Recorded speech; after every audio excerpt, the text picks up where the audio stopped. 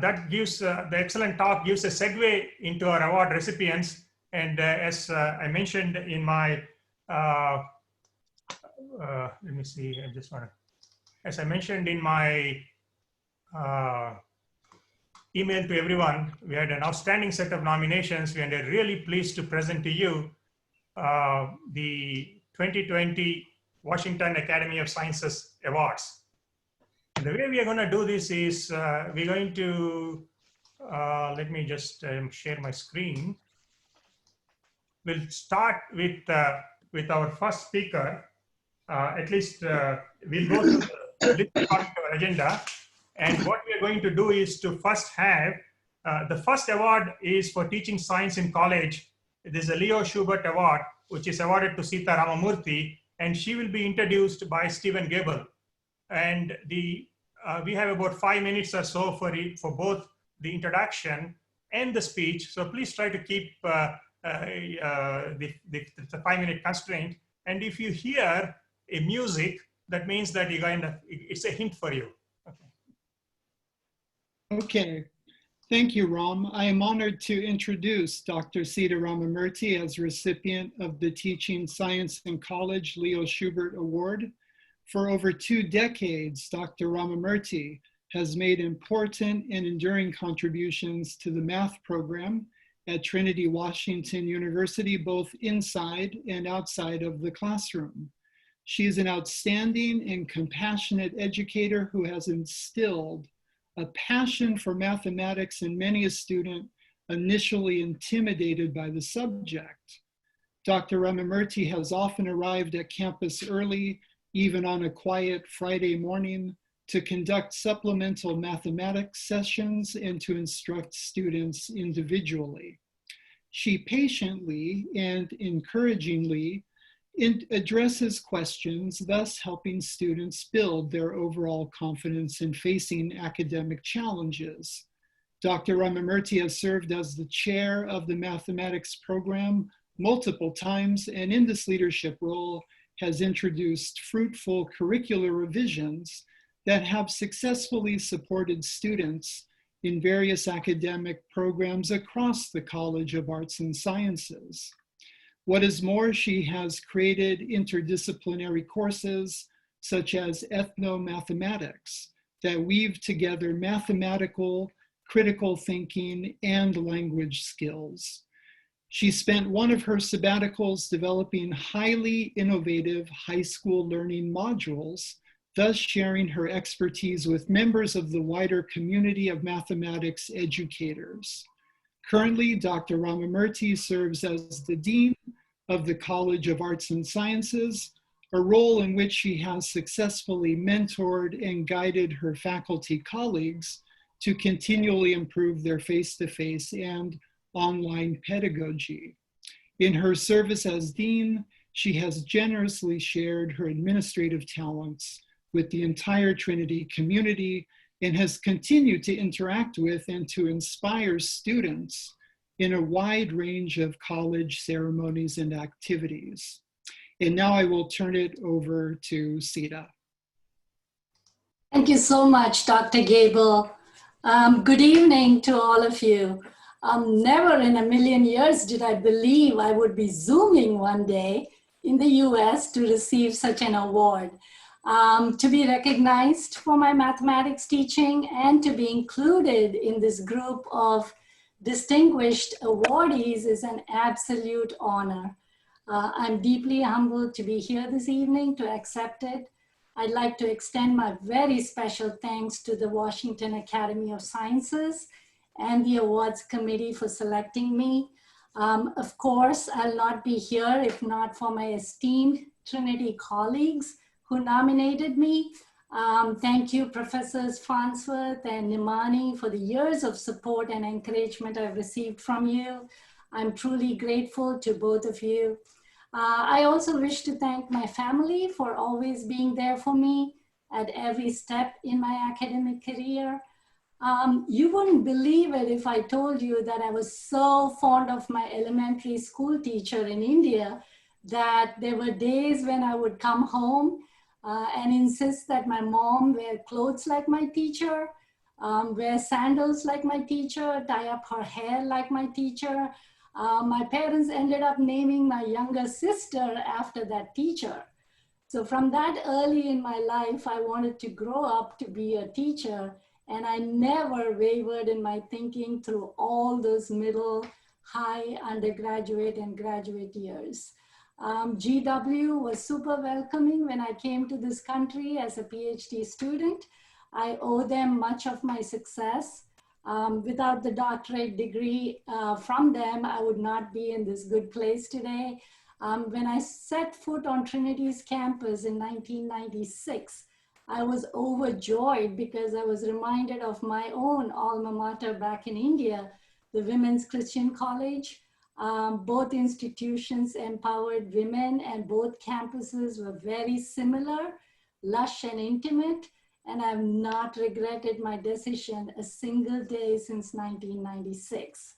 From my early days of teaching until 2017, when I moved into administration, I was always looking for ideas and recommendations from the mathematics community to improve my own pedagogy and also to improve the undergraduate math curriculum at Trinity. I wanted my students to see mathematics as this beautiful language with its intrinsic logic and abstractness. I would go to great lengths to lead initiatives such as guiding the college algebra reform, championing my colleagues to join me in creating the sensor group at Trinity to connect learning to critical civic issues, and also developing innovative courses like Stephen mentioned, the Ethnomathematics Capstone Seminar. Dr. Gable played a huge role in helping me and joining me in both the sensor and ethnomath activities.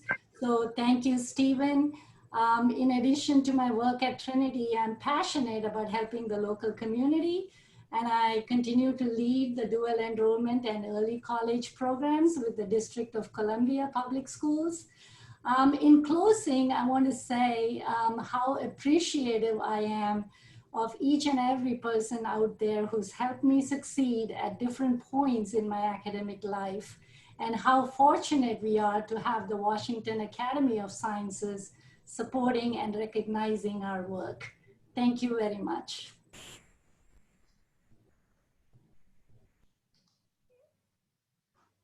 Thank you, Sita.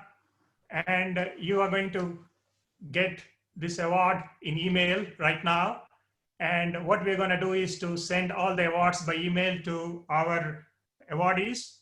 And you also will get, you will be also be made a fellow of the Washington Academy of Sciences, and you will get a fellow certificate, and all the awardees will get their fellow certificates and the award certificates through email. We hope to see you again next year. And maybe we, depending on the time, we are hoping that we can give you the physical awards in the next meeting, which is going to be in May next year. Again, thank you. So now we will move to our next awardee. For that, I need to stop sharing here. And our next awardee is Michael Donahue, and he has his award for excellence in research in applied mathematics. And this is to recognize people for outstanding research contributions in any scientific or engineering discipline. And we have three excellence in research awards. And the first one is in applied mathematics to Michael. And Bob McMichael will be introducing Michael. So Bob, are you there? Yeah, thank you, Ram. Yeah. Wave if you can hear me. Yeah, we can all hear you. You cannot hear me? No, we can. Okay, very good.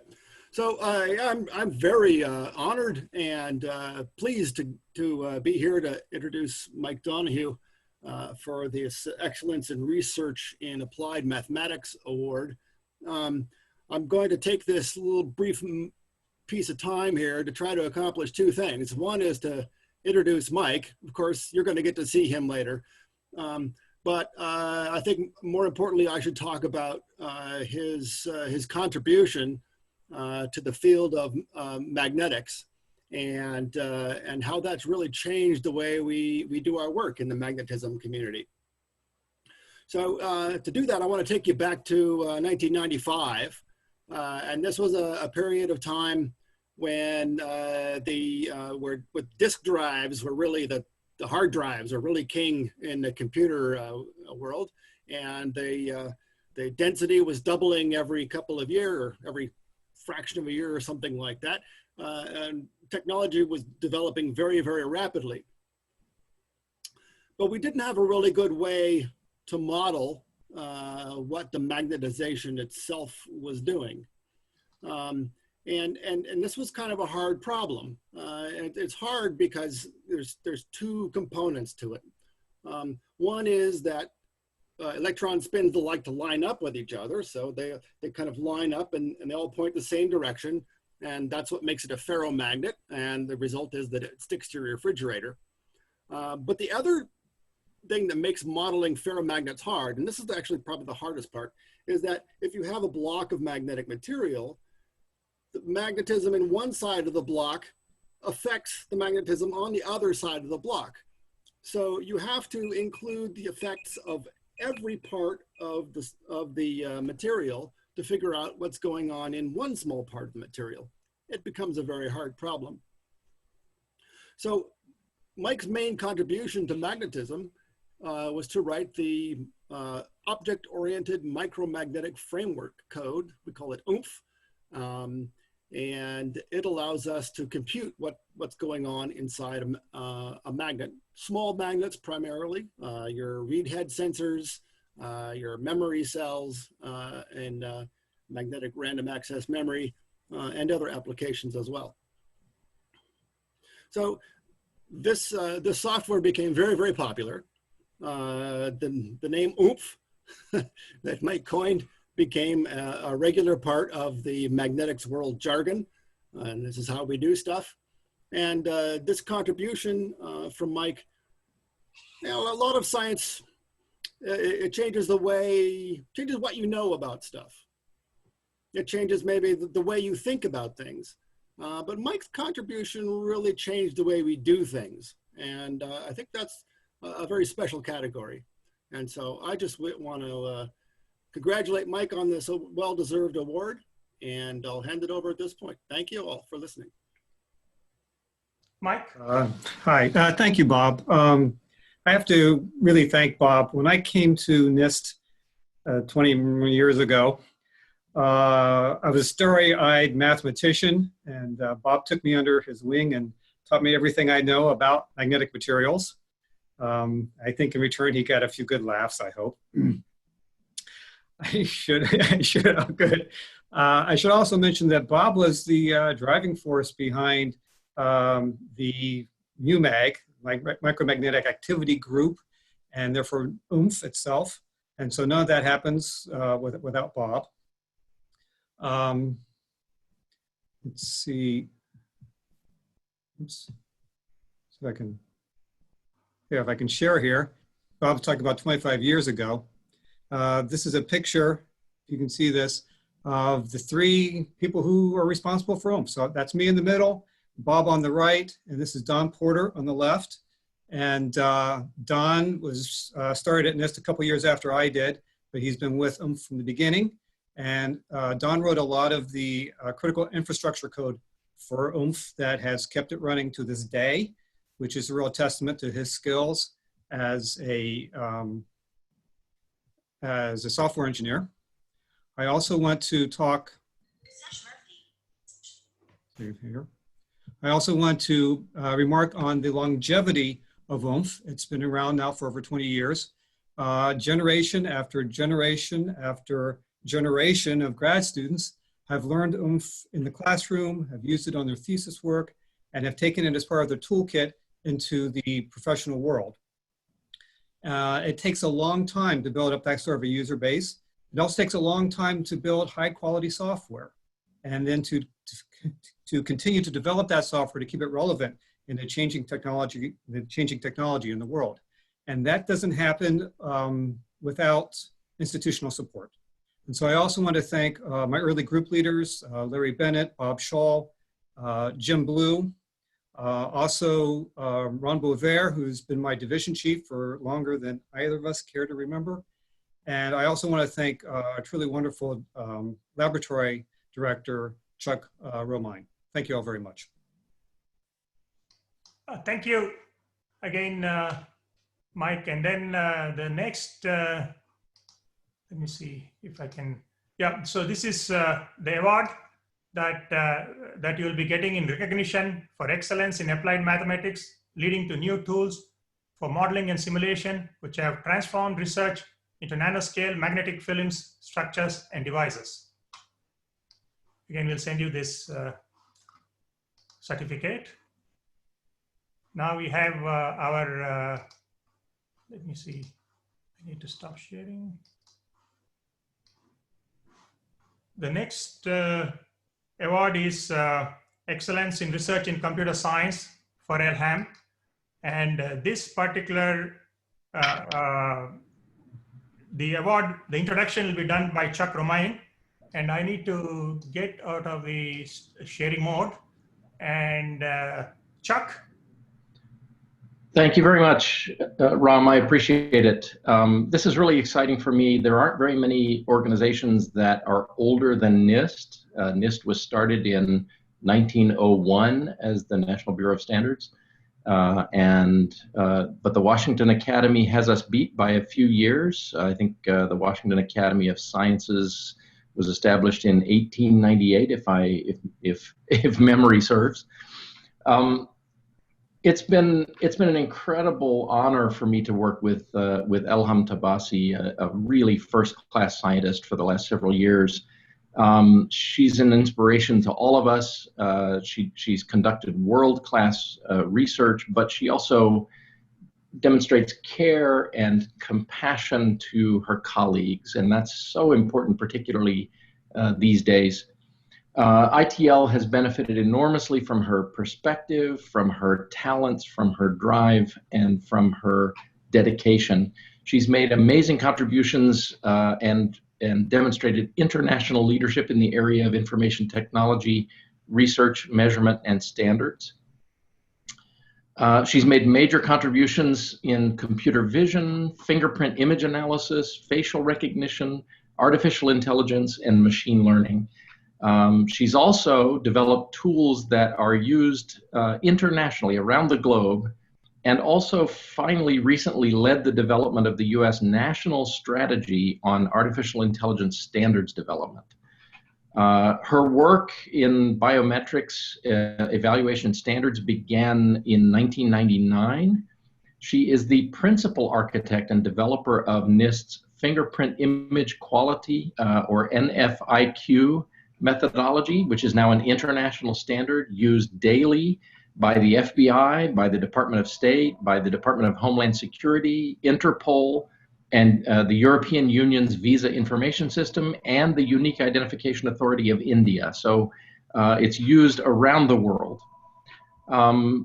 About 2 years ago, in 2018, we established a formal program in artificial intelligence with a focus on trustworthy AI as a primary area of research for NIST for the future. Because of her technical expertise and leadership abilities, she was appointed as the lead for this effort. I asked her to take this on in addition to her role as my chief of staff. She's a national leader. The NSTC's Subcommittee on Machine Learning and Artificial Intelligence named her as the AI standards coordinator for the US federal government. In response to a presidential executive order in 2019 to create a plan for maintaining American leadership in artificial intelligence, Ms. Tabassi provided extraordinary leadership to bring stakeholders together to create the plan that would provide guidance to federal agencies on engagement in AI standards. She created that vision seeking feedback from federal agencies, from the private sector, and from academia to commit to a consistent long-term engagement in AI standards development activities for the United States. It also calls for agencies to bolster AI standards-related knowledge, leadership, and coordination. To this day, she continues to work with industry, with academia, and government on that plan's implementation. Elham, I'm really excited. It is a privilege and an honor for me to congratulate you on attaining the Excellence in Research Award from the Washington Academy of Sciences and becoming a fellow of the Academy. So thank you for all of that work and everything that you do for ITL and for NIST every day. Congratulations. Thank you. Elham. Wow, thank you. Thank you, Chuck, for such a kind introduction. What an honor and what a great gathering. Thank you, Washington Academy of Sciences. I'm sure there must have been many other qualified candidates. Thanks for choosing me. Thank you.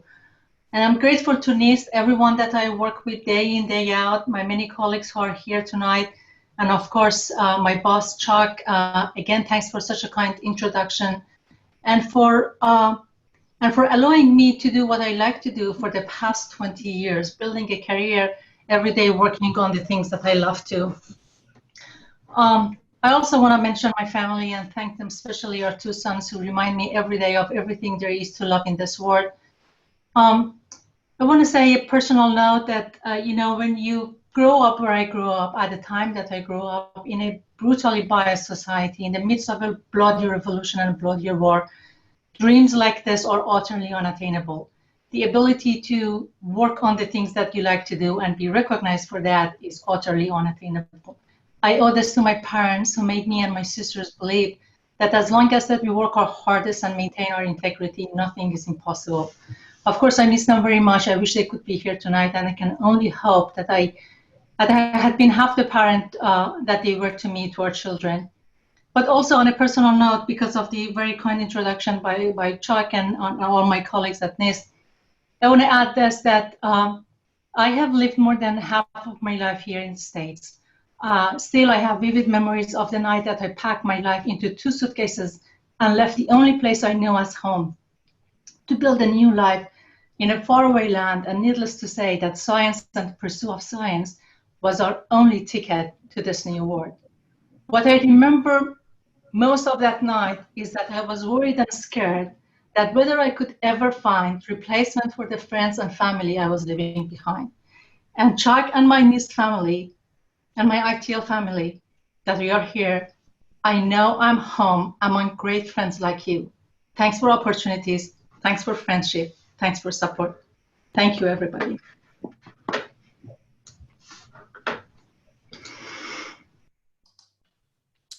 See, this is the award, Elham, in recognition for outstanding contributions and leadership in computer vision, fingerprint image analysis, facial recognition, algorithms, artificial intelligence, and machine learning.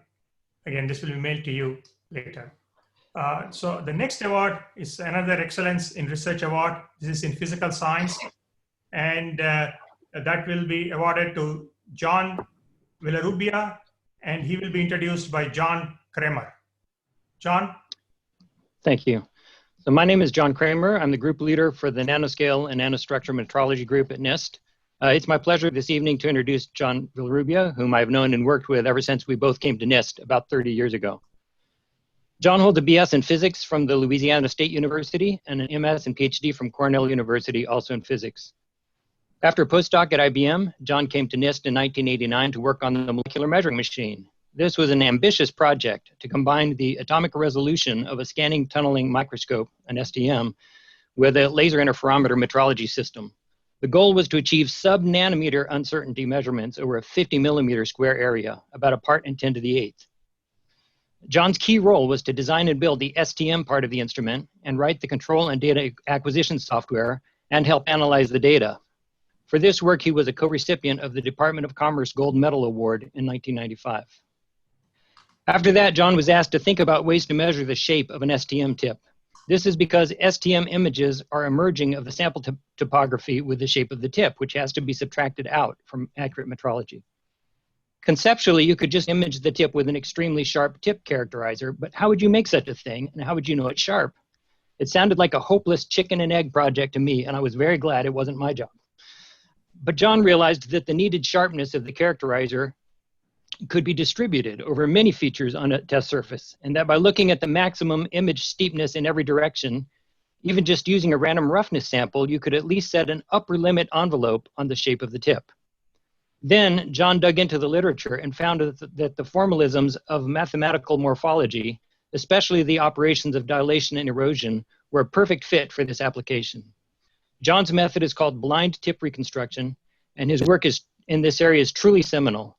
His papers are among the most cited, and his methods are widely used and are incorporated into almost all commercial instruments.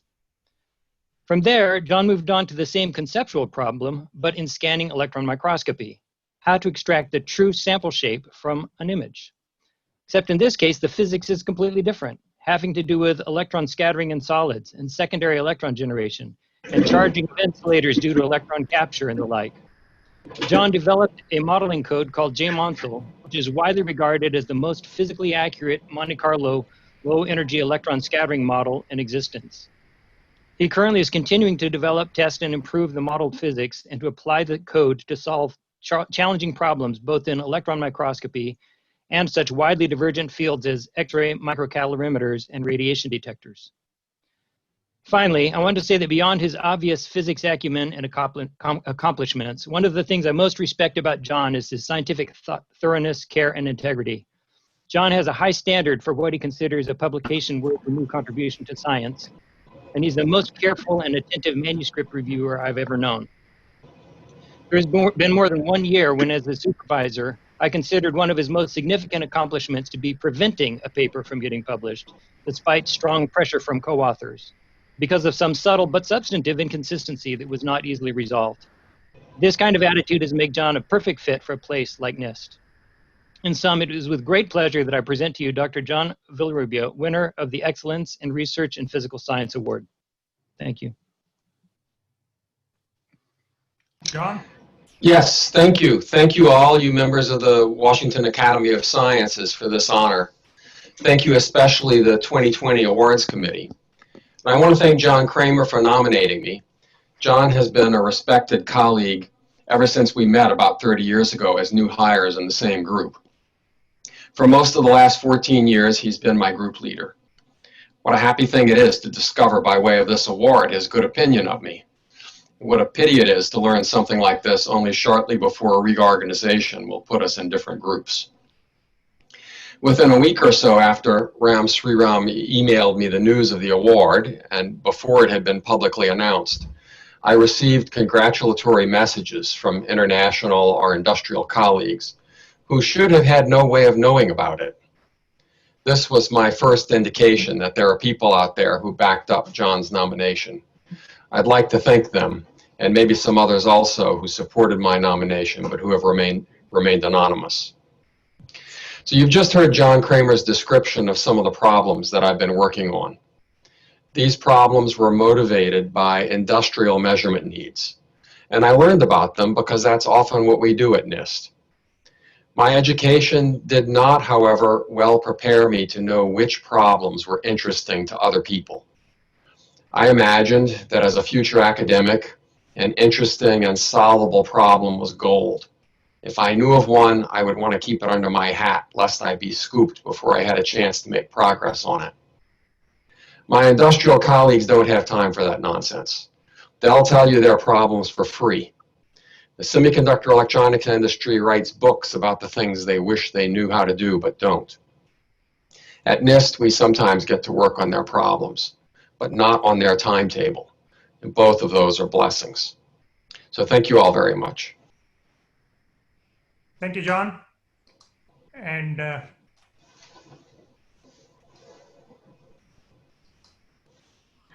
here is your award in recognition for elucidating the physics of probe sample interactions in scanning electronic and atomic force microscopes, enabling accurate metrology of nanostructures to meet nanoelectronics manufacturing demands.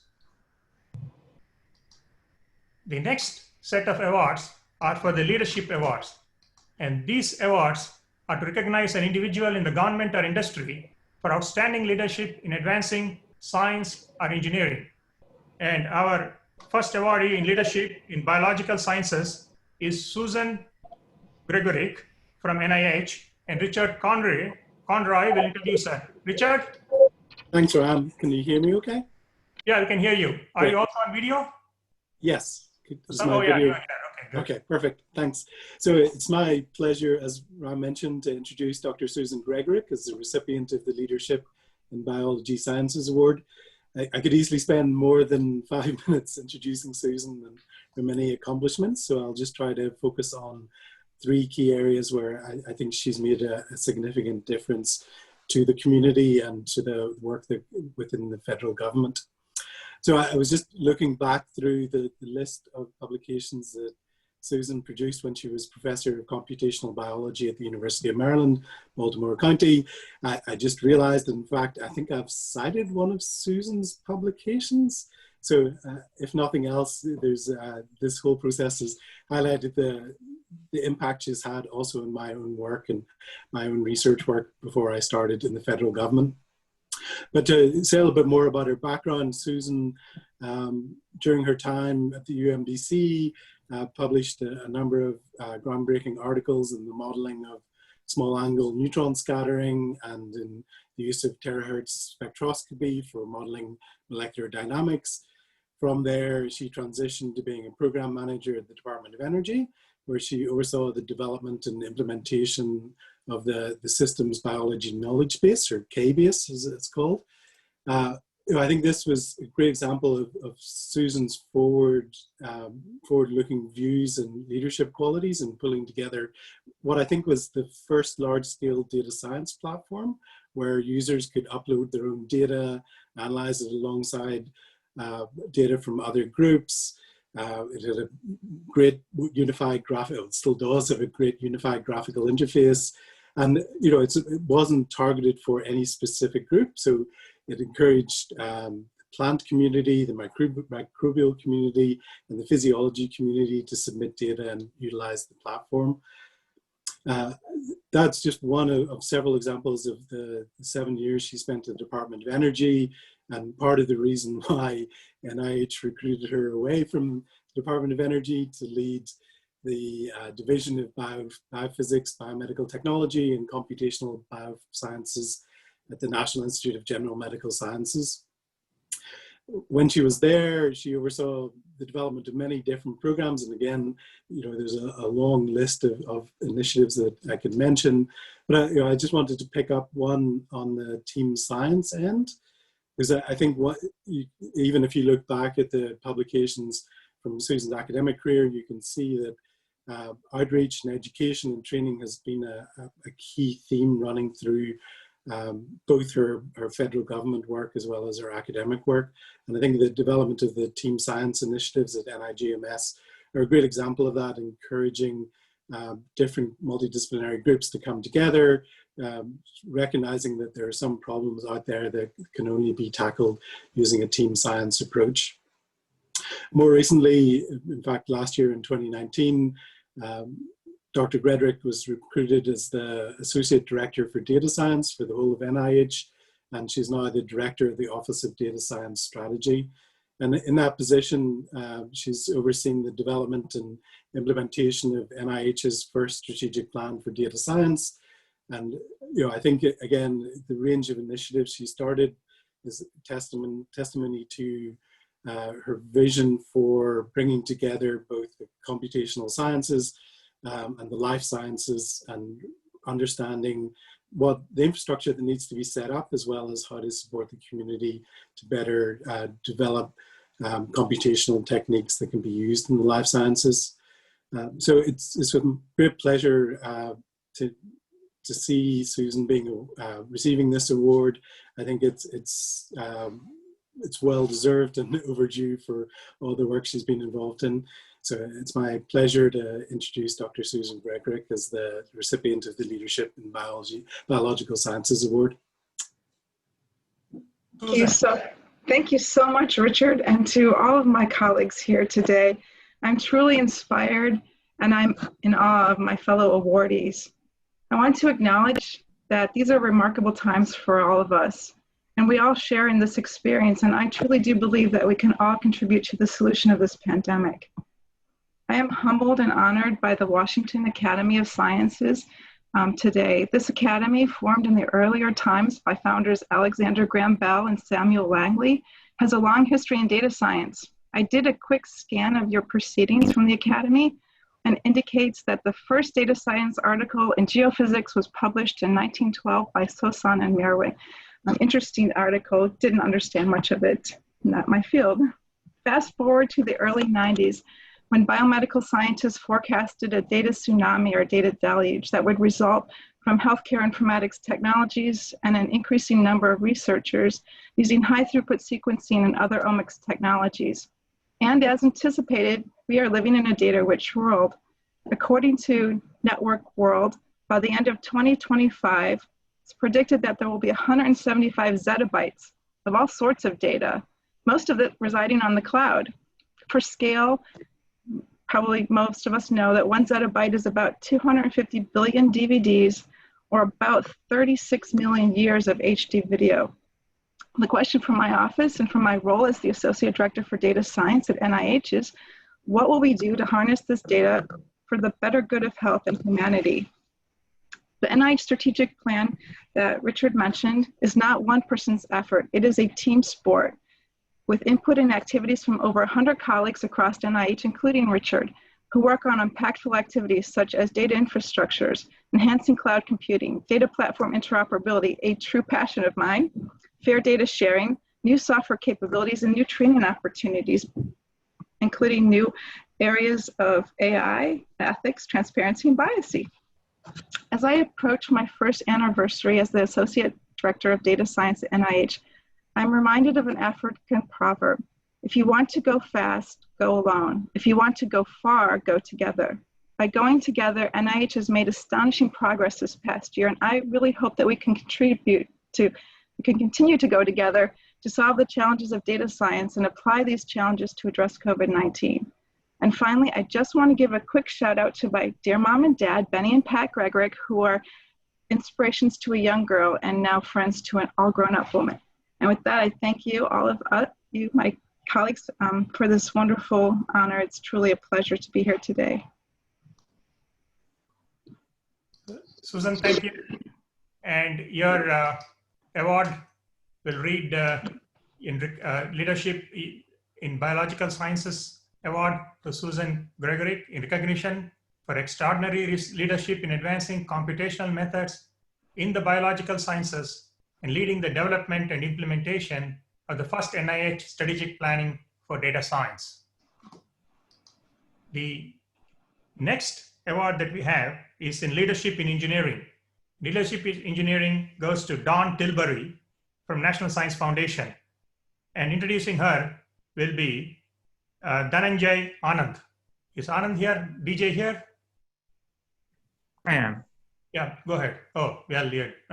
Good evening. It was my pleasure to nominate Professor Dawn Tilbury to the Washington Academy of Sciences Leadership in Engineering Award, and I'm thrilled to bits that the Academy decided to choose her as the recipient.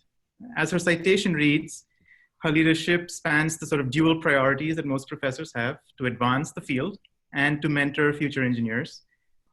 Covering her CV in 2 minutes would require me to transmit, and I calculated this, about 63 words per second. So I will let you find a sufficiently fast internet connection and download it. On the latter point though, is where I'd like to spend a minute.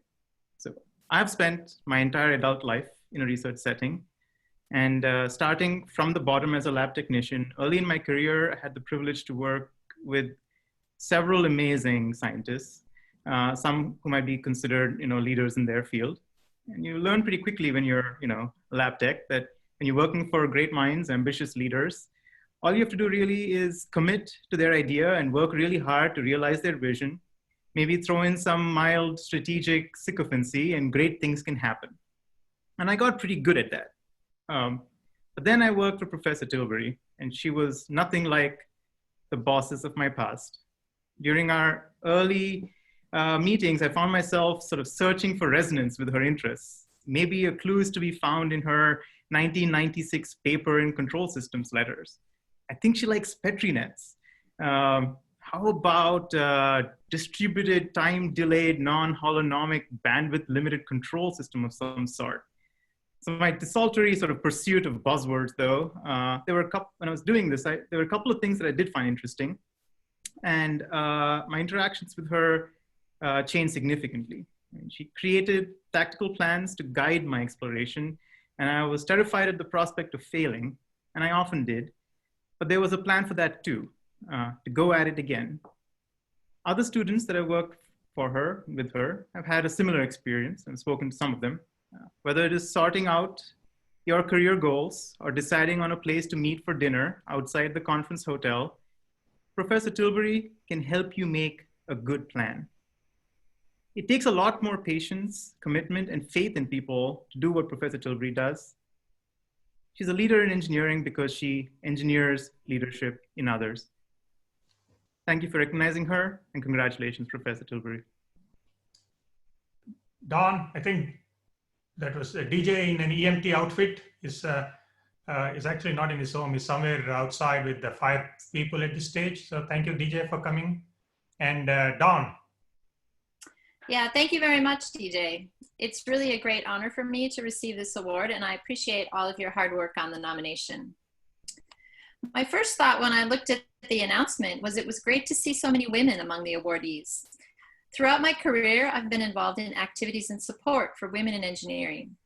From my undergraduate days in the Society of Women Engineers at the University of Minnesota, back when there were no women's restrooms in the electrical engineering building, through the Women Graduate Student Society at Berkeley, and then when I started at the University of Michigan, there was a group called FEW, Faculty Engineering Women, and there were only a few of us back then. Things have changed now with more than 20% women on the faculty out of more than 400, and I no longer know them all personally. I'm sure that my nomination letters talked about all of my research accomplishments, but the truth is that all of the credit should go to my graduate students. I've been fortunate to have had amazing students at the University of Michigan, including DJ, who have led my research in many different directions. Not always profitable, but definitely interesting. My background is in control systems and robotics. Believe it or not, I wrote my PhD thesis on how to parallel park a car that tows N trailers, where N is arbitrarily large. Lots of theory, no implementation. But during my career, I've followed my students and collaborators to look at control of manufacturing systems, control over networks, and recently trying to control driver's trust in semi-automated vehicles. For the last 3 years, I've been a rotator at the National Science Foundation, leading the Directorate for Engineering. During my first year at NSF, we moved the agency from Arlington to Alexandria. That was planned. During my second year, we survived a 5-week government shutdown, the longest ever. That was unplanned. And now during the 3rd year, we are living through a pandemic. Luckily, I have only 1 more year before I rotate back to the University of Michigan to continue my research program with my students. So thank you again for this award. I'm honored to be here tonight. Thank you, Don. And your award will read, in recognition for leadership in advancing engineering research and for exceptional mentoring of engineering students. And as DJ mentioned, and that's one of the most important things in terms of bringing the best out of people, out of the young engineers. Our next, award is on leadership in healthcare. And this award is given to Dr. Anuradha Reddy, MD, and she will be introduced by Mala Ramaya. Thanks, Ram. Hello, everyone. It's my honor to introduce Dr. Anuradha Reddy for this Washington Academy of Sciences Award in Leadership for Healthcare. Dr. Reddy is an internist and rheumatologist serving the city of Baltimore for the past 26 years. She is also a fellow of the American College of Physicians. She has served in many roles at various professional healthcare societies. Of note, she has been the past president of Baltimore City Medical Society and has served as a member on various committees at MedChi and other medical societies. She has also received several awards in the past. I had the opportunity to collaborate with Dr. Reddy for a segment of my work in healthcare information technology and was able to see her undeterred service to her patients as well as her enthusiasm and commitment to serve the underserved areas. In addition to her work in the United States, Dr. Reddy has also traveled to Honduras and El Salvador and participated in medical camps providing medical care to disadvantaged people with empathy and compassion. Having said this, I would like to pass the platform to Dr. Reddy. Congrats, Anu. Okay, Anuradha Reddy, are you on? Uh-oh. What happened? Go ahead. What? Oh, hi. I'm so honored and grateful to Washington Academy of Sciences for this award, Leadership in Medicine. Mala, that was very kind words that you said. I also want to thank for you for nominating me for this award. And also the person or people who wrote the supporting letters for this award. I also want to add on to Don Tilbury that I saw there were more women who received awards this year. I want to thank again for encouraging women who are in all fields working hard and getting to places. I've been working as a physician in Baltimore City for the past 26 years. It is quite challenging to work with patients in these underprivileged areas. My patients, they have difficulty in getting access for medications and also getting transportations and getting proper nutrition and diet. Every day it's a challenge for physicians who work in this neighborhood. I'm so fortunate that I was able to serve as president of Baltimore City Medical Society, which is part of the Maryland State Medical Society. And I was fortunate to be a president of American Association of Indian Physicians for the Maryland State. Presently, I'm also serving as member of the Board of Trustees for Maryland State Society. All these platforms has helped me to work with not only the patients, but also with our legislatures in Maryland to better our policies. I've worked very closely with all the legislatures to get 2 bills passed in Maryland. One of them was called Prior Authorization Bill, and the second bill is Step Therapy Bill. These 2 bills are basically getting the patients access to their medications without jumping a lot of hoops. Every year, I'm working as a legislative committee health insurance chair. This is something that we work for the past 10 years, helps me to read through the policies that are being passed in Maryland, which will better our patients' access for their medications. And also we fight for the bills that are not beneficial for our patients. I have had our opportunity to organize health fairs at the churches, seniors buildings, and women's shelters. I was fortunate enough to raise some money among my professional physician colleagues, and this was donated to women's shelter to provide them with hygiene products and also free medications. Some of the fairs, we were also able to educate the patients on diabetes, hypertension, arthritis, importance of their diet, and also importance of being compliant with their medications. I'm so fortunate that I'm here receiving this award, especially among all these excellent awardees.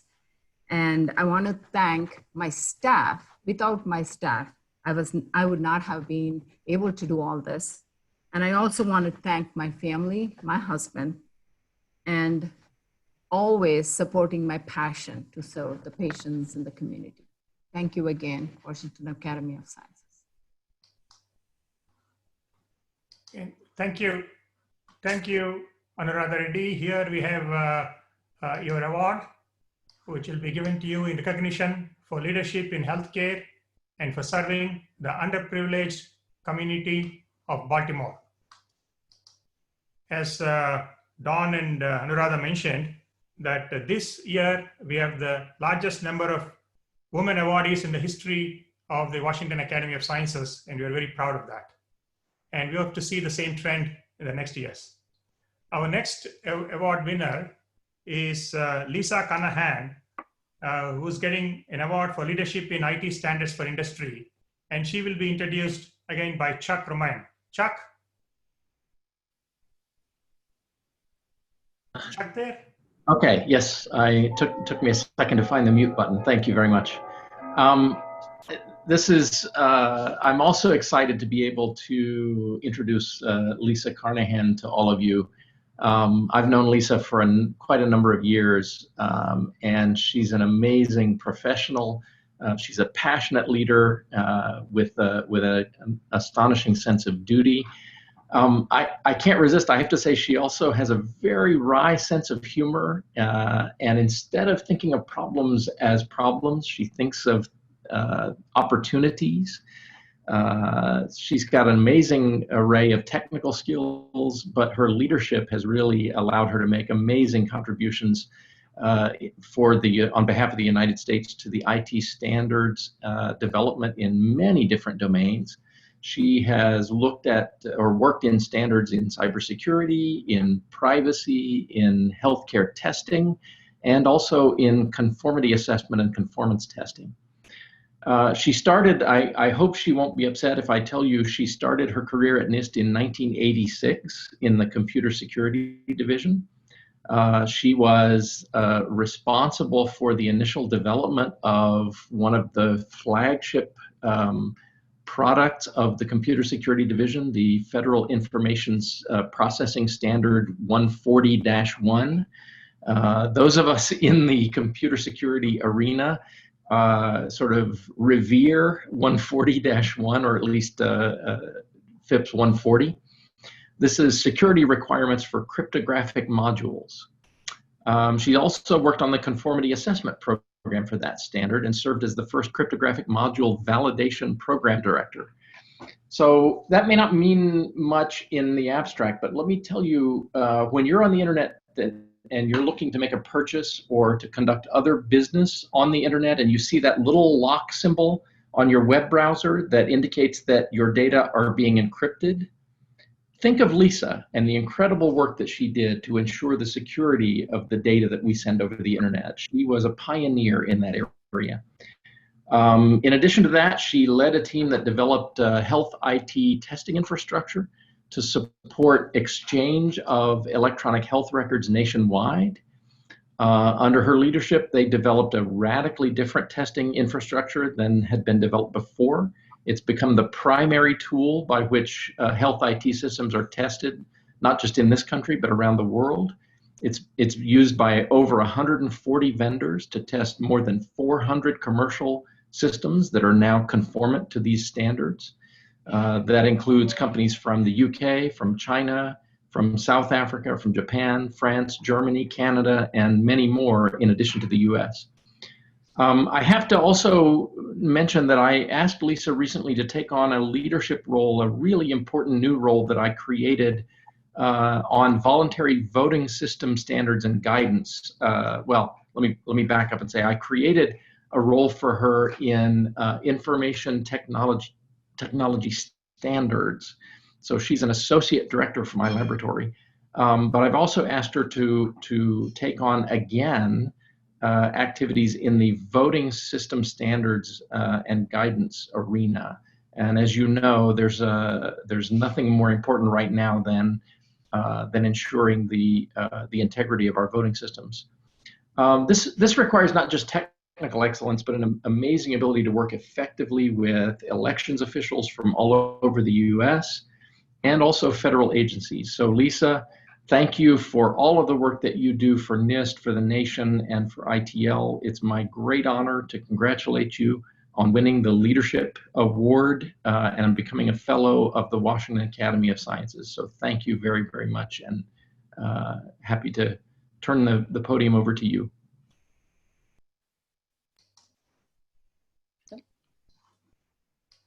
Thank you, Chuck. Oh, there I am.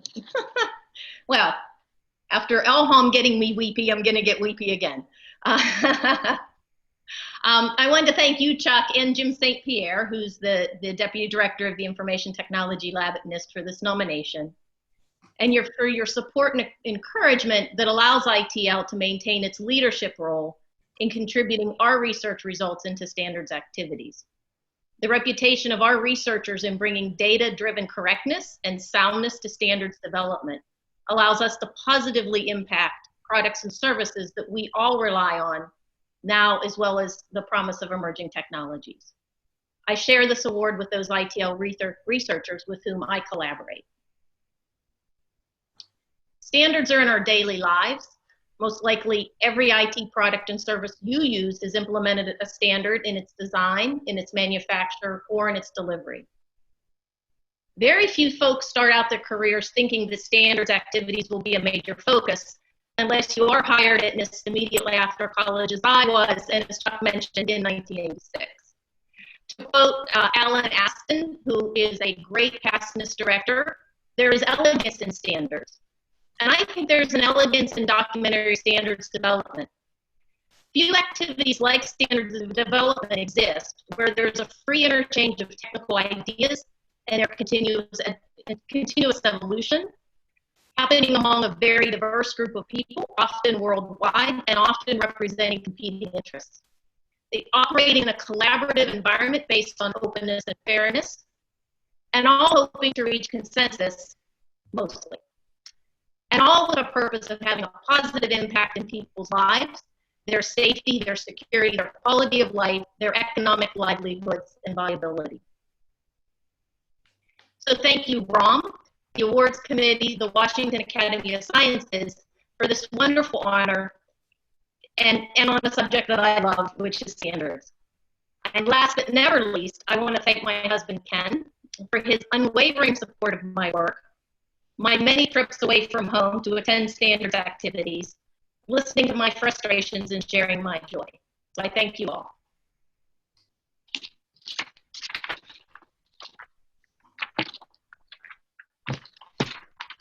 Thank you, Lisa.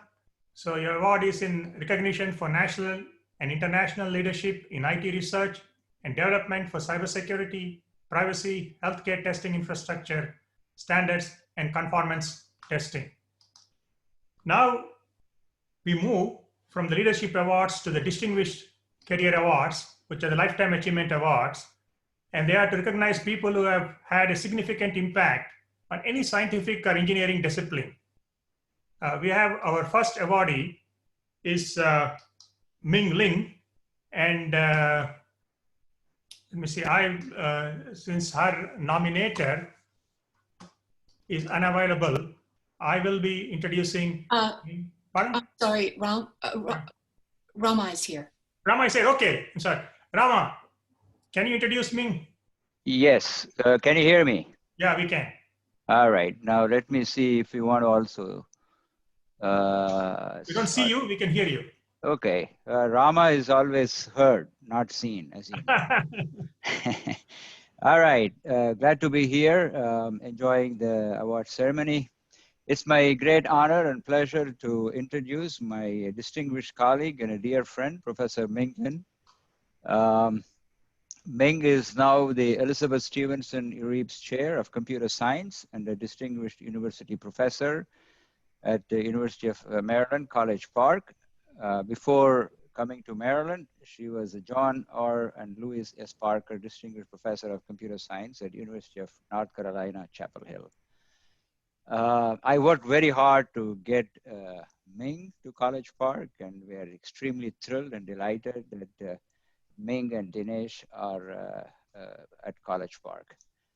Ming also has an honorary chair professorship at Tsinghua University and a distinguished visiting professorship at the University of Technology, Sydney in Australia.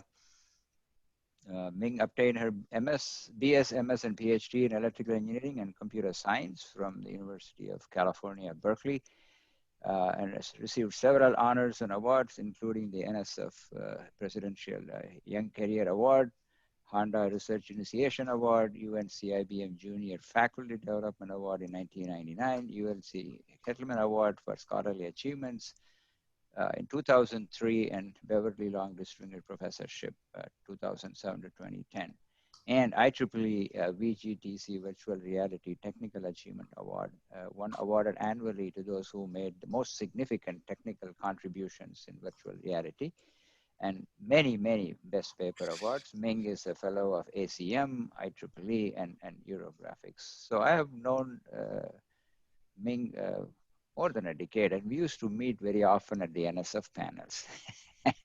And Ming also was the chair of the committee that as an external review committee for the University of Maryland Institute for Advanced Computer Studies, and I also interacted in that capacity. And we were all very thrilled that she came and gave a good recommendation for us.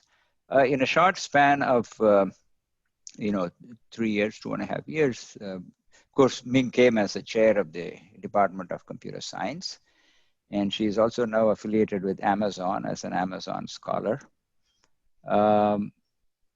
So in a short span of 2.5 years, she has done so many things, more than a dozen major initiatives, CS specialization for machine learning and AI, technical research workshop at Technica, the largest all-women hackathon, professional MS in AI ML, data science, and oversaw the major move. We moved from A.V. Williams building to the Brendan Ereep Center. And if anybody has ever worked as a chair during the time when a bunch of faculty get moved from one place to the new place, that's really a difficult task to manage. And Ming did a wonderful job. This is a very big department, computer science department. We have 3,600 CS majors, fall 28 and so on. Ming's research interests are quite varied and diverse. They include virtual reality, computational robotics, physically based modeling, haptic interfaces, sound rendering, and geometric reasoning. Has published more than 300 refereed papers in the most prestigious venues, ACM SIGGRAPH, ACM TOG, IEEE VR, etc., and co-authored and edited 4 books. Work has been cited more than 30,000 times with an H-index of 84. Among the most cited few in the University of Maryland, and also one of the most cited women researchers in the fields of virtual reality. And she has led many workshops, conferences, and currently a member of Computing Research Association, Women Board of Directors, chair of IEEE Computer Society Fellow Committee, and she was chair of the IEEE Pioneer Award Committee and so on. I mean, she's a very accomplished person and extremely hardworking. Sometimes I tell her she should not work 2 o'clock, 3 o'clock in the morning, worrying about departments and sending emails and so on. Since I was a chair for 7 years, so I kind of felt the pressure that you have when you lead a large department, but she did a wonderful job. She's widely regarded as the world's leading scientist and academic researcher in all the areas I mentioned. Has had major impact in industry and society by producing and enabling the creation of new VR applications and promoting virtual reality in many different domains. So it's my honor and the privilege to know Ming as a colleague and a very dear friend. Congratulations, Ming. Thank you, Rama. Thank you so much for the introduction and for nominating me, as well as helping to recruit me here to the University of Maryland at College Park, and also mentoring me and supporting me, as a colleague and as a fellow chair, department chair in so many different ways throughout my time at Maryland so far. I also want to thank the award committee for selecting me to be recognized for this award. I'm very honored to receive this recognition by the Washington Academy of Sciences. I would also like to take a couple of minutes just to thank many people who really deserve the credit for this recognition. This will include the teachers and advisors I have throughout my life who really helped the foundation for my pursuing research and inspire me to pursue a career in education for the last 3 decades. Particularly, I want to thank my Ph.D. advisor, John Kenny, but also to thank many of my colleagues and friends and students. As all of you know, in academics, our students are sort of our bread and butter, who I have had the honor and pleasure to work with side by side very closely over the last few decades. And I would say this, and as an academic, most of my research have been done with my students and collaborator, and this recognition speaks equally loudly about their brilliance and their excellence in research. I have also been very fortunate to have worked with them, on several challenging problems. And I would say that one secret of being a professor is the privilege to work with the most brilliant minds in the world, and also lifelong learning through research and education. So I want to, just take this chance to acknowledge how much they have made an impact in my life, and they deserve equal credit for this recognition. I also want to thank the support and the research environment provided by all the public university, and I want to give a shout out to public education here. I have attended, got all my degrees and work in several public institutions, and they made it possible for me to pursue my passion and my idea, especially the University of California at Berkeley. I'm a beach girl. I started my research career there. I also want to thank the University of North Carolina at Chapel Hill, where I spent 20 years, and now at the University of Maryland at College Park.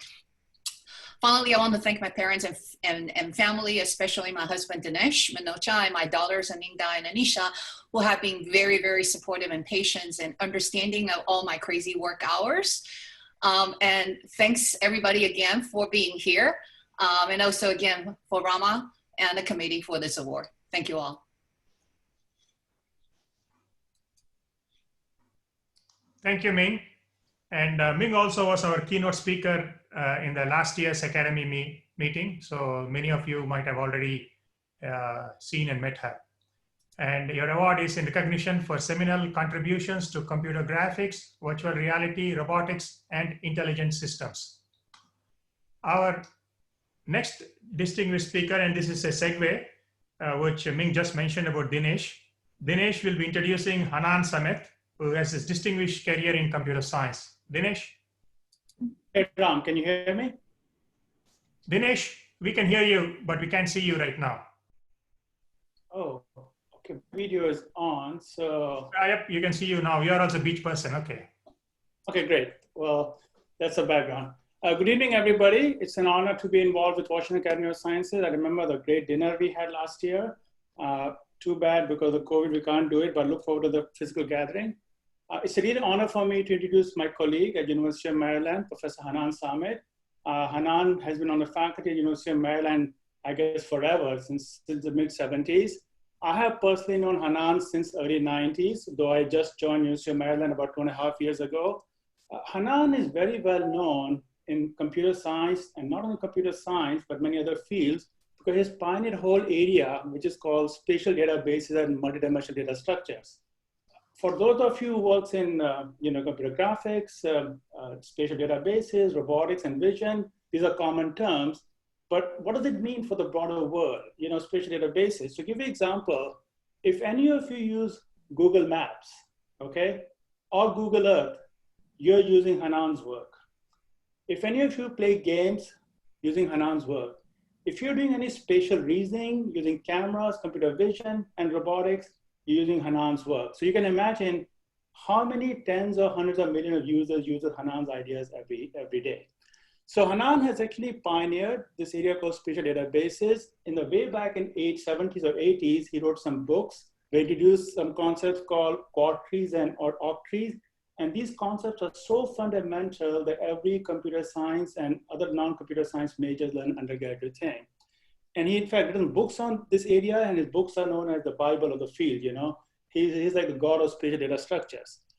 And if you look at any person in this area, you look at his books, he has really written from him. In fact, within ACM, which is the pioneering organization for computer science, assistion computing machinery, there is a subfield called SIG Spatial. That whole area is pioneered by Hanan. In fact, every year there's an annual conference, and there are more than 400 people.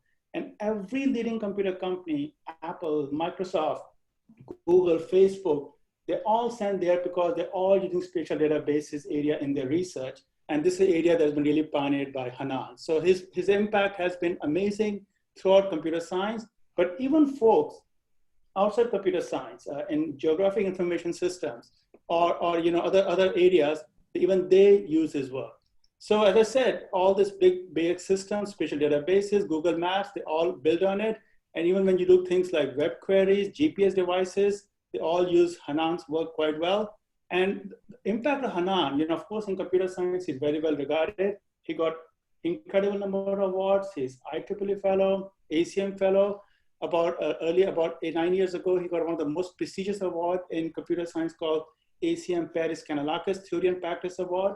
At University of Maryland, he's one of the few distinguished university professor, which is regarded as one of the biggest honors in this area. But Hanan has not only got awards in computer science, he's also got awards actually outside computer science. There's some awards like, from US GSI field where he's got to achieve that. And more recently, in fact, Hanan just last year became a member of ACM SIGGRAPH Academy. And he has also got six Spatial Impact Award of the Decade.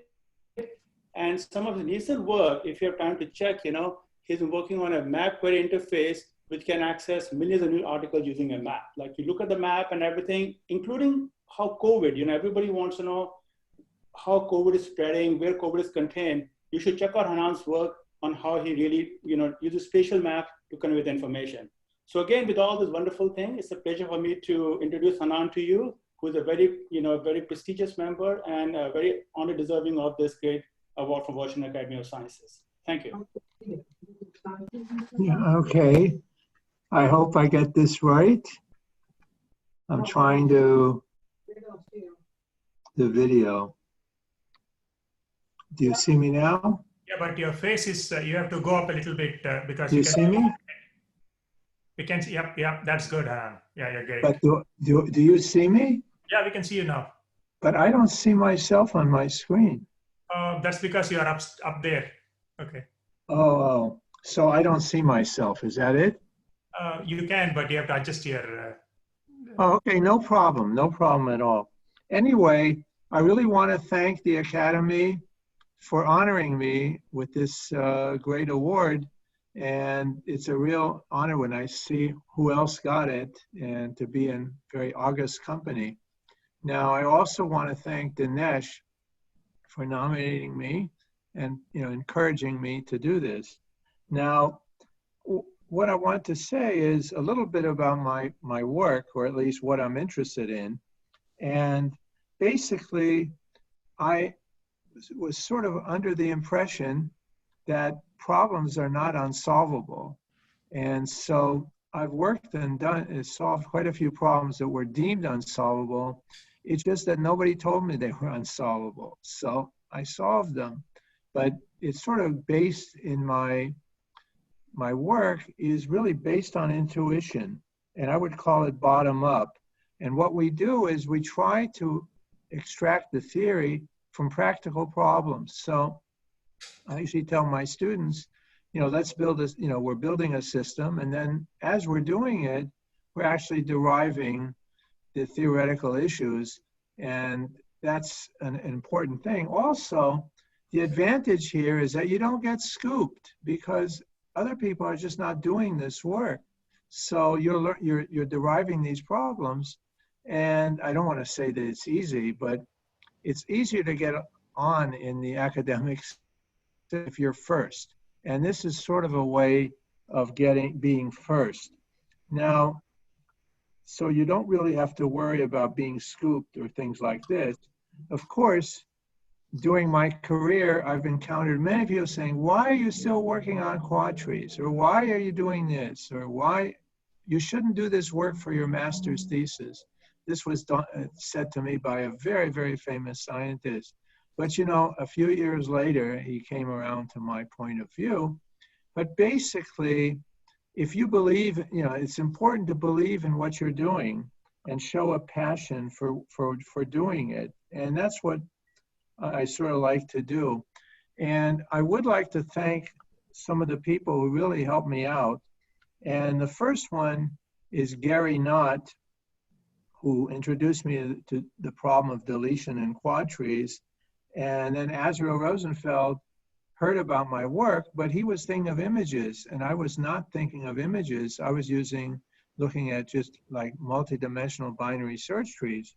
But since I didn't have this other influence, the first thing I did was, I said, what do you do with a tree if you're not a dog? Okay, then what you do is traverse the tree. And we came up with methods of doing all kinds of basic image processing operations, as well as conversions, between quadtrees and other conventional representations, which really led to their becoming more popular and adoption by others.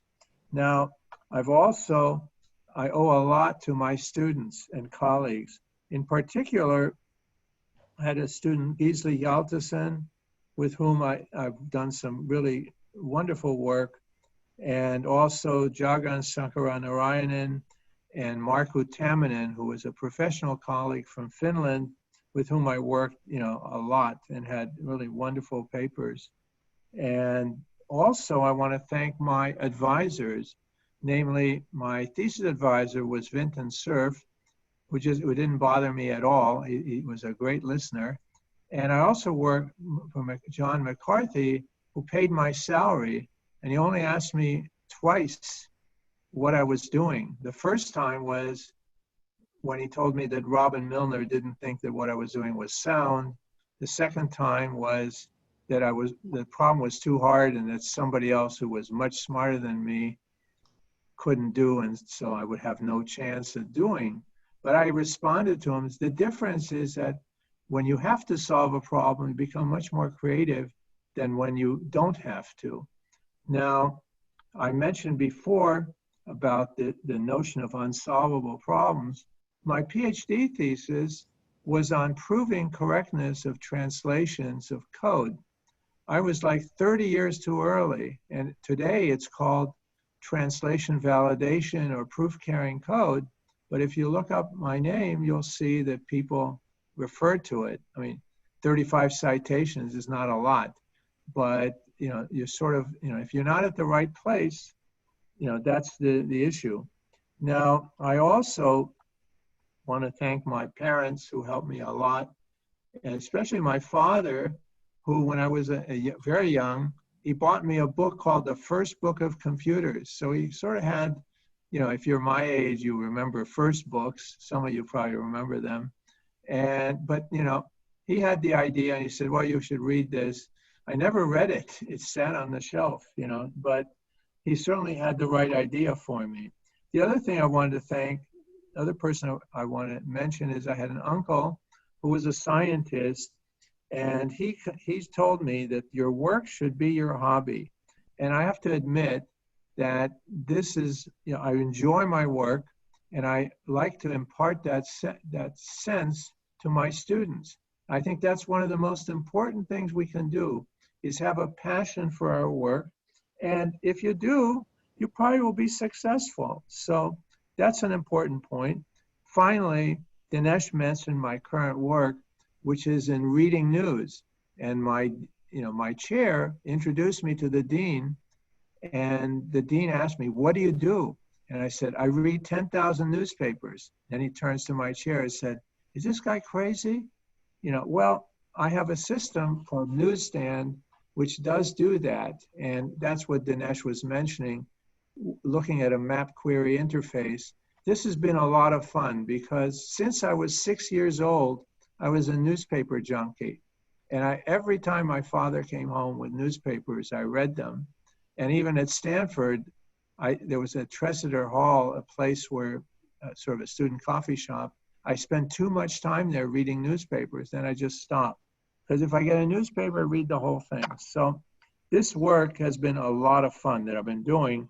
And finally, we also have been working on a system called CoronaViz, which enables you to see the spread of the disease and see it animated over time. So I gave you a little bit of an overview here. And also, finally, I also want to thank my wife, with whom I know for 40 or almost 40 years, for her support and confidence in my work. So that's really it. And I want to thank the Academy again. Hanan, yeah.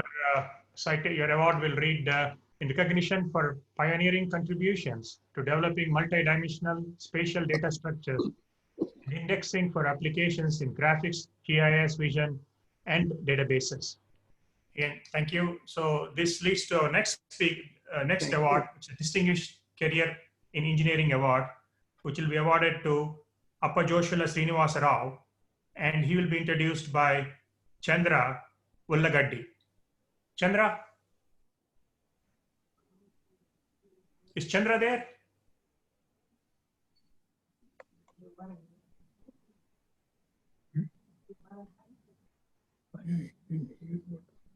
Unmute. Unmute, please. Chandra, unmute. Is there a way of unmuting Chandra, Mahesh? She is unmuted. Unmuted, okay. Now she's muted again.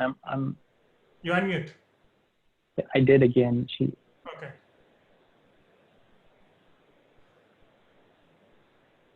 Chandra.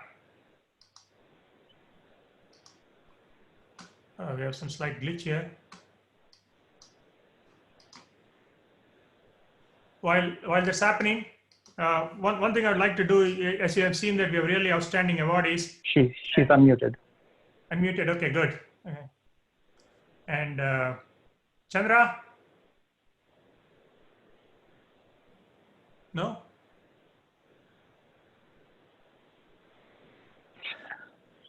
Yeah. But can you even see Chandra? Okay, I think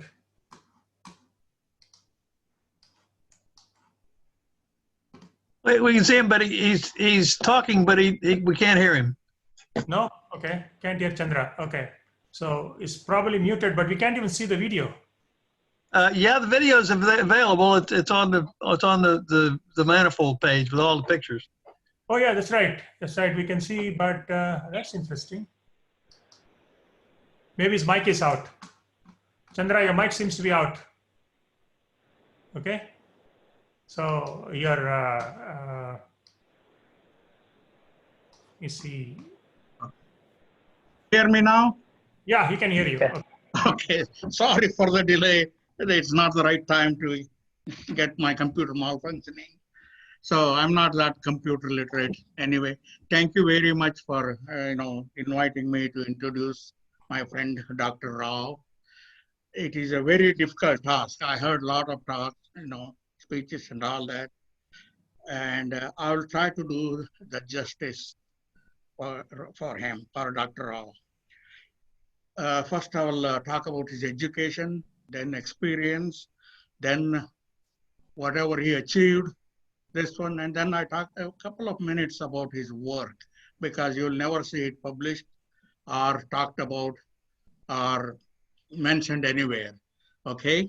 Dr. Rao got a set of PS, MS, PhD from India in physical chemistry, mainly, and chemical engineering also. And he got another degree in physical metallurgy, PhD in physical metallurgy from England. He came here to do his postdoc, and he struck up with me and with the Navy. We worked together in many projects. And Dr. Rao has over 35 years of experience in material behavior under extreme conditions and other engineering fields. His significant contributions are nuclear degradation in the nuclear reactors, stress corrosion cracking of the naval materials, metal hydride technology for propulsion systems, and introduction to newer materials for vehicle design. Which engineer will do all these things? We have to have a scientific knowledge, okay? Plus engineering knowledge. There are, at least in my experience, there are very few people of his caliber, okay? And he has over 300 publications. It's amazing. And 350 lectures given all over the world. He has 4 US patents and 35 professional awards. He has 4 conferred fellowships from different societies, including, I think, Washington Academy of Sciences. He was twice nominated for famous Kyoto Prize, which is equivalent of Japanese Nobel Prize, and a lot of NIST scientists have that. Okay, that's his his commitment to the work and science and engineering both is second to none. There is no break time for him. When there is a problem, he will concentrate, work day or night. He will work and get the results. Many, many times when we are walking during lunchtime, he has produced the results. And like other people, famous people, he doesn't have a luxury of working in one project. In the Navy, many times, they call you, there is a problem here, we need an answer now. And so we have to call all the people together and get the answer. Many times, it requires a lot of knowledge, a lot of experience and all that. Dr. Rao was one of them. I know he won't like me to talk about him, but that is a fact. And another thing I have noticed, this is again, I take a little bit of liberty here. This guy got never, angry with anybody, never criticized anybody. He's always helpful, no matter if there's a high school student or a project manager or a program manager, he's always there to help. And I think he deserves this award very well. And I am very grateful for Washington Academy of Sciences to see through and recognize his experience. Thank you very much. Okay, we have Dr. Rao now. Oh. Do I have to click on that or automatically it will come? No, you are okay. Go ahead. You're on. Yeah, it's I didn't come on the screen, bigger screen, so that's why I just, it's my great pleasure in accepting this Lifetime Achievement Award from the Washington Academy of Sciences. This brings me back many memories from my past when I was receiving awards. What really a true ideal researcher or scientist crave for, it's not position, money, or fame, but a contentment or a satisfaction for his research. When his research gets recognized, he will really feel that he reached his peak satisfaction. Like what I got today. I will share with you one of my experiences. I went in early 2000 as a ASM International and Indian Institute of Metals distinguished lecture series. I was selected for that, so I visited many laboratories in India. And one of the lab I visited was Naval Materials Lab. And at the time when I was going there, our colleagues said, we are trying to get a sacrificial anode with indium in it, and we were not successful. But this guy, one guy from Indian lab, he's claiming that he had it. So could you go and talk to him? So I went there. So when I just went for a distinguished lecture, they treat me with all these Christmas decorations. After that, I said, no, I want to see this guy. So when I went there, there is a guy, lunchtime, he's opening his lunch box and eating. And when I looked at him, by age, he is very old. But his job-wise, position-wise, as a scientist, he's very, very junior. And I told him, I'm surprised. Your name is known to us. I came to see you, but why you are in such a lower in the rank? He said, I don't want to fight my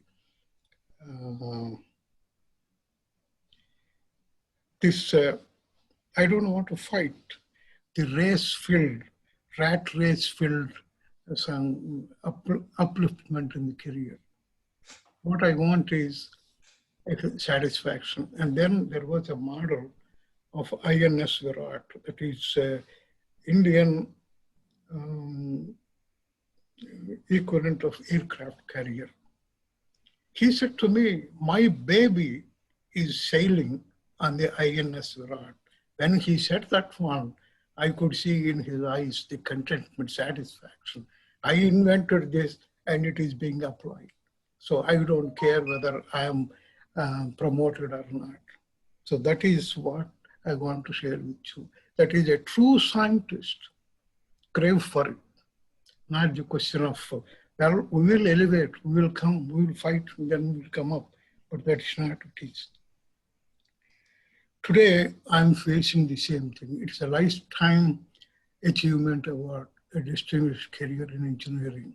At least I'm happy somebody has recognized. And that is what it is. So before this one, well, you saw a beautiful introduction by Chandra.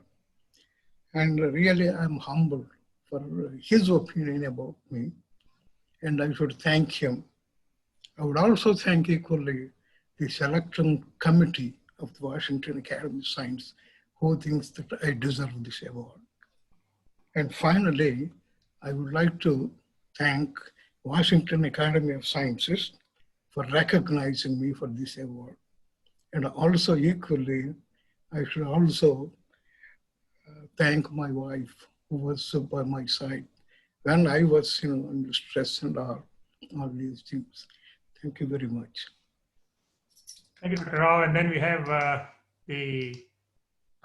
your award will be in recognition for exceptional contributions to material engineering research. Finally, we have our last award in distinguished career in physical science. David Shiffler will be getting that award, and he will be introduced by Harvey Hack. Harvey? Thank you very much. It's really a pleasure to introduce David Shiffler. David received a BA in chemistry from Western Maryland College and an MSc and Ph.D. degrees in material science and engineering from the Johns Hopkins University. His graduate research was on corrosion and passivity of stainless steels in non-aqueous environments, which led to the co-discovery of electropolymerization of a passivating process in organic solvents. He also conducted over 1,000 failure analyses as director of metallurgical laboratory. Then he continued his career at the Naval Surface Warfare Center in the Marine Corrosion Branch, where he performed work on corrosion control and corrosion electrochemistry research. He worked not only in marine corrosion, but also in high temperature corrosion.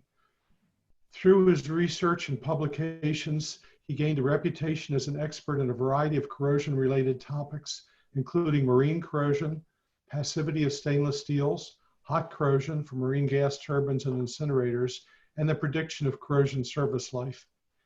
He now works as a program officer for science and technology at the Office of Naval Research, supporting research in high temperature materials. In this role, he supports research in the creation, development, and characterization of materials by involving the use of integrated computational materials science and engineering, as well as high entropy alloys and many other subjects. He assesses science and technology trends and innovations to advance naval needs, including working with universities as appropriate. Dr. Shiffler is certified as a corrosion specialist and a materials selection design specialist with NACE International. He's a registered professional engineer in metallurgical engineering in Maryland and as a DoD acquisition professional. He's a fellow of ASM International, NACE International, the Institute of Corrosion in the UK, and has received numerous awards, including the Frank Newman Speller Award for Corrosion Engineering from NACE International, the Ralph B.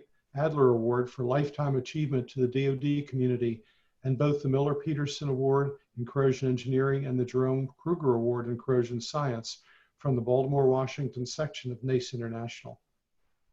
Besides all that, outside of his job, he served as a mentor to young engineers and currently serves on 2 professional committees to ensure that new engineers have a basic understanding of materials. The TMS Professional Registration Committee that writes professional engineering examination questions, and the NACE International Research Committee, where he chairs a subcommittee for selecting foundation scholarship winners. He served as the chairman of the NACE International Student Poster Session 4 times, and has been a high school science fair judge for many years, the chair of the Citizens Advisory Committee for several elementary through high schools to promote quality education. He's also volunteered for numerous activities related to his professional interests, including helping with many other activities with NACE International. In summary, besides his 46 year career directing and managing science and technology programs for the U.S. Navy, failure analysis and evaluation of materials. Dr. Shiffler also finds time to advance engineering through volunteer efforts in professional societies and promoting STEM education. It's my pleasure to introduce Dave Shiffler for this award. Dave, you're on. He's probably having mute or... Dave? I don't know, you can't probably hear us or... I am not sure. He's... Oh, he's...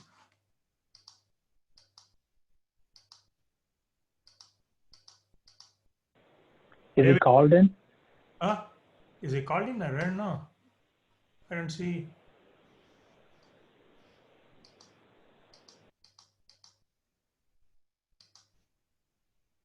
Has anyone his cell phone or Harvey? Can you call him and see if he's there? Unmute and we'll have him. Oh, you have him? Okay. He's on a mute or what? Try unmuting him. Yeah. Just click in the lower left, the unmute. Okay, I got it. Let me. I got to turn off the phone, otherwise it's feedback. Thank you, Harvey, for the introduction and your nomination. And I also am very grateful to the Washington Academy of Sciences for the award. It's very humbling to get such an award for lifetime achievement.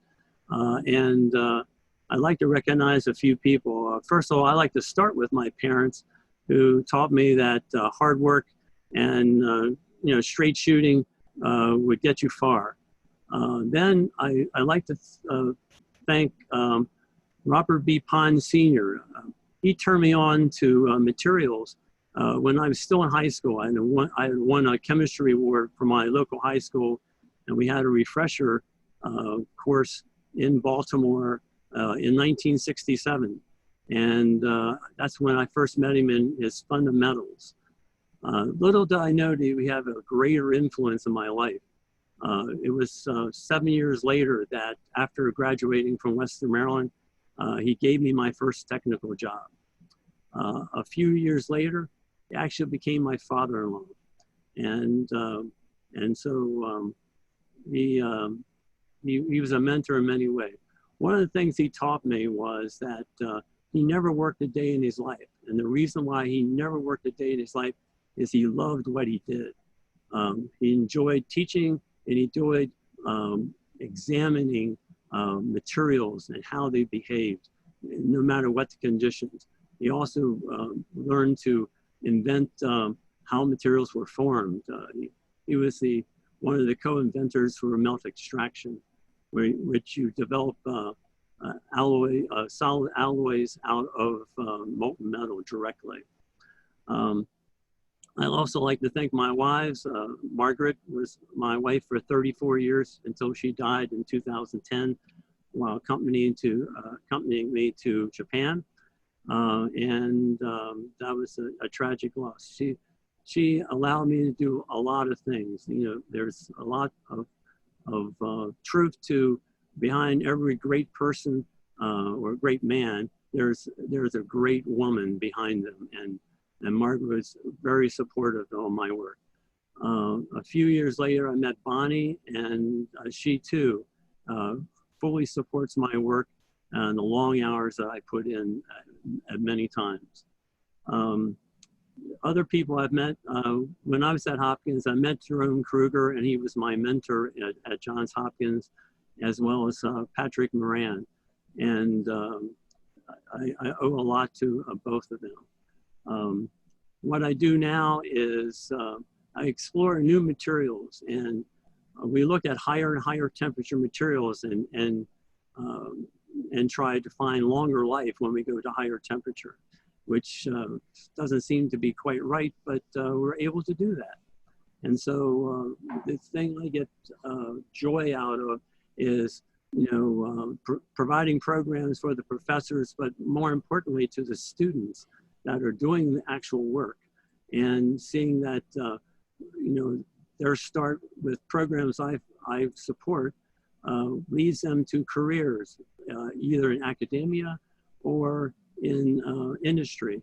I have probably a record of about 40 or 50 students now that have benefited from my supporting research, and so I find that very gratifying. And I too don't think I work any days unless I have to do bureaucratic type of work, and then that gets a little tedious. But the research itself and supporting the students and the professors is a great joy of mine. So again, I like to thank the Academy for the award, the awards committee in particular, and Harvey for nominating me. Thank you, David. And your award will be in recognition for distinguished and sustained contributions to courage in science and for service to scientific communities. See if I am... Okay, and I think this ends the award ceremony. And I'm gonna stop the share here. This ends the award ceremony. I think maybe I've been, can you hear me? Yes. Yeah, okay. And this ends the award ceremony. And now, as you can see that we have really outstanding awardees, and the nominating committee, we'd like to thank the nominators for taking time. And we also really appreciate the awards committee. We don't want to really give out the names right now because of privacy issues. But however, we had all these nominations were reviewed by 4 of our past awardees. And I thank all of them wholeheartedly for spending a lot of time in reading all the excellent nominations. Thanks again. But one thing that I would like to note is that for most of the awardees, hope you become the members of the Washington Academy of Sciences. And hope not only members, hope you participate in the Washington Academy of Sciences and nominate your colleague in the next cycle. Thank you again, and let's all unmute and give a big hand to all the awardees.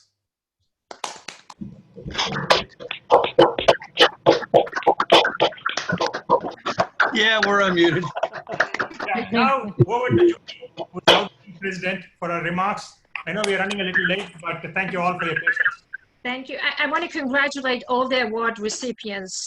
Outstanding talent. And I want to thank you on behalf of the Academy for your contribution to the science. I would like to ask Dr. Judy Staley to talk for a few minutes. She was the past president of Washington Academy of Sciences.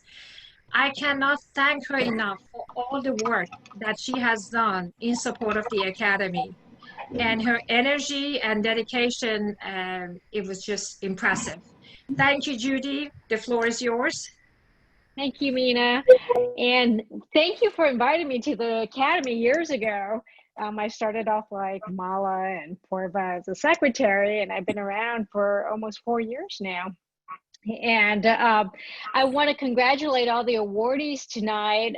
It's a very prestigious night with these awards and the tremendous efforts and that everybody has done to put forth for these awards, and taking your time to read the awards and, you know, go through the volunteer work that the Academy does together as a group to make all this happen. As your outgoing president, you know, I want to thank each one of you for being here tonight and being a member of the Washington Academy of Sciences. For the awardees and the new fellows, we, like Ram said, we would love to have you more involved with the Washington Academy of Sciences, and maybe, you know, become a board member or nominate your colleagues, and hopefully be more involved with some of the activities and events that we are hopefully pursue next year after this pandemic. We had a lot of things lined up this year for activities and lectures, and the affiliate societies that Eugene's worked really hard to put on for a reception. Unfortunately, all that didn't happen due to the pandemic. So hopefully once, we get back to normal life, we can have some of these activities, and some of y'all can come back and maybe do special lectures for us. As I step down as your outgoing president, I'm going to pass the torch to Dr. Mina Zaju as your incoming president. And again, I have no doubt she will be a loyal and wonderful president for the Washington Academy of Sciences. Mina has done amazing things in the past years with the Academy. She was the previous president and other board officers, but she has been very involved with the Washington Academy of Sciences for many, many years. And again, I'm very happy that she's stepping up to the plate to become president again. And obviously, the presidents don't do all the work behind the scenes. So we would like to thank our board members and our loyal supporters who are behind the Academy that keep it going. Again, this year has been life-changing to all of us, but we foresee in the future the Academy growing and hopefully bringing on more members. That's one of our major goals, is to get out there and get some outreach to younger members to participate in the Washington Academy of Sciences and also contribute into the proceedings of the journal. With that said, I'd like to introduce the new board, the incoming board for 2021. Ram, do we have any photos that we can post that anybody can see our website for the incoming officers? I have a slide showing the incoming officers, except that I need to figure out how to, Okay. I thought we were gonna do this. Let me see. It's there, it should be.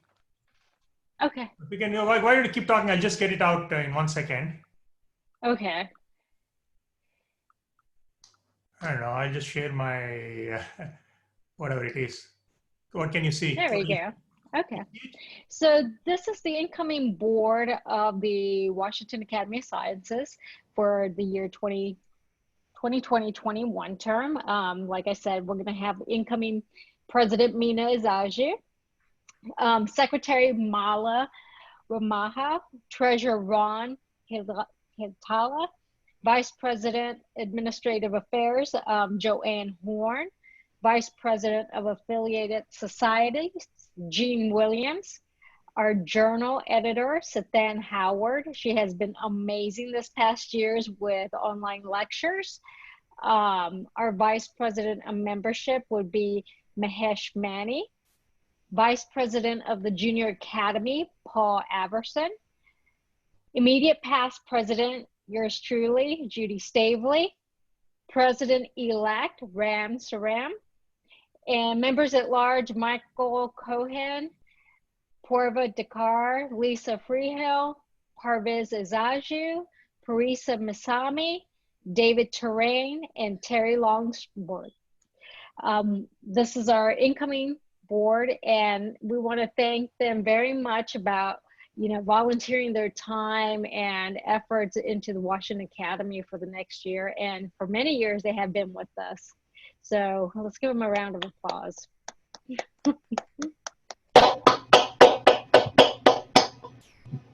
With that said, I'm going to give it back to Ram. And again, congratulations to all our awardees. Mina. Yes. It's a great honor to be selected as the president of Washington Academy of Sciences. As you could see from what Judy shared with you, I'm simply a person that, just do the talking. All the work is done by a wonderful group of volunteers. I think I have to emphasize that I have never been surrounded by that many individuals that are dedicated, they're volunteering their time, and they're passionate about promoting science. Academy is all about volunteers. Nobody gets paid. To the contrary, sometimes the board members even contribute to the Academy. They have only one thing in common, and that is the passion for science and their dedication to stimulate scientific interest. This is what it has been the mission of the Academy since its inception over 120 years ago.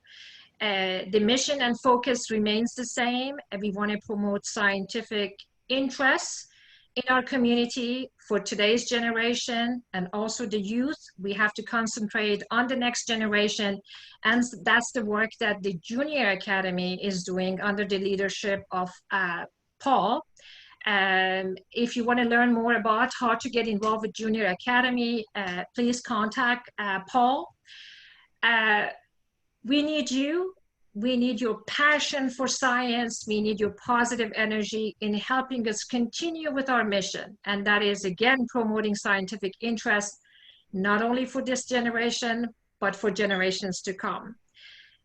On behalf of the Academy and its wonderful dedicated board members, I seek your support and collaboration to make a difference in our community. Again, congratulations to all the award recipients, and stay well, and hopefully next year we're gonna have an in-person meeting. Thank you for all the support.